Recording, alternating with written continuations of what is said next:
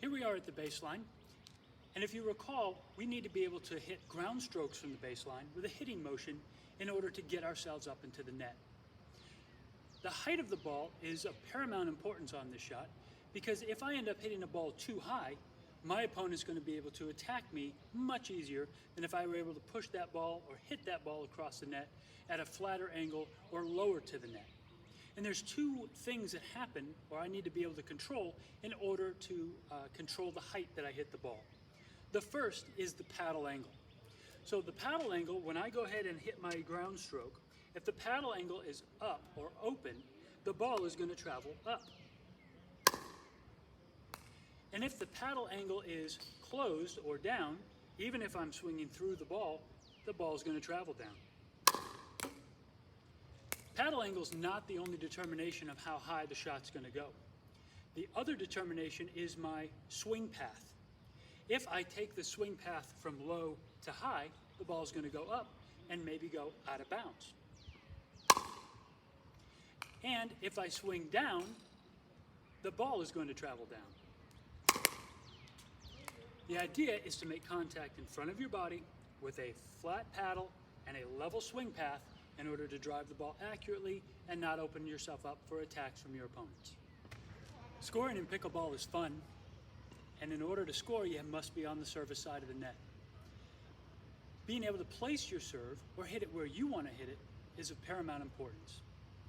You may be targeting an opponent's backhand, or you may notice that they're at a position of the court you want to hit away from. In order to do that, the determining factor is the horizontal angle of your paddle. If I close the paddle just a little bit and hit my serve, I'm going to go ahead and push that serve toward the left-hand side of the court.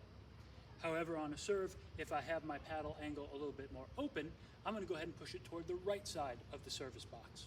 So if I want to go ahead and push it to the left side of the service box, I need to be able to hit a serve with my paddle a little bit more closed and hit the ball to the left.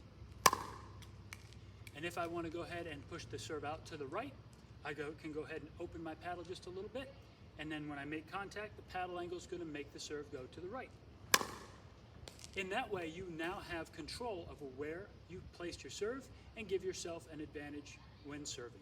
A volley is a very common shot used at the non-volley zone.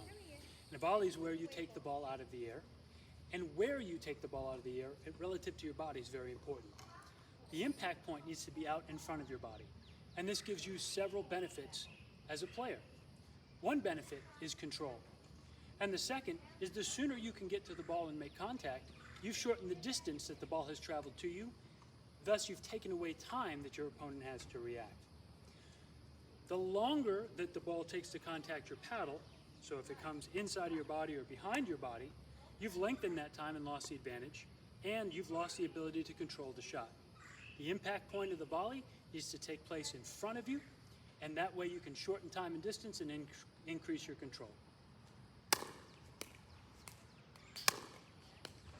Again, if I want to go ahead and make contact, the impact point is in front of my body on both the forehand and the backhand shot. By taking advantage of this technique, you won't get caught in awkward positions, you'll shorten time and distance, and you'll increase your control.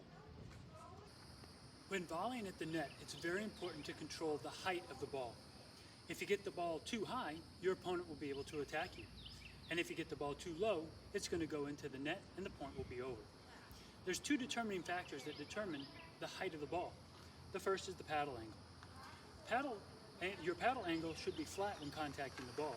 As the ball comes in, you want to be hitting it flat, as opposed to an open paddle that's angled upward. If you strike the ball in this fashion, the ball is going to make contact and it's going to be pushed up. The opposite of that is a low paddle angle. And if you strike the ball at a low paddle angle, the ball will go down. Up, ball goes up, you're open to attack. Down, ball goes down, into the net, you lose the point. The idea is to strike the ball in front of you with a level paddle angle. In addition to paddle angle, swing path is very important in controlling the height. If you swing the paddle from low to high, the ball is going to go up and you're open for attack. And if you swing the paddle from high to low, you can hit the ball down and the ball will go into the net. The idea is to keep the swing path level as opposed to too high or too low. And if you're level, you can hit through the ball, make contact in front of you, and you're going to be able to control the height of the ball. So level paddle,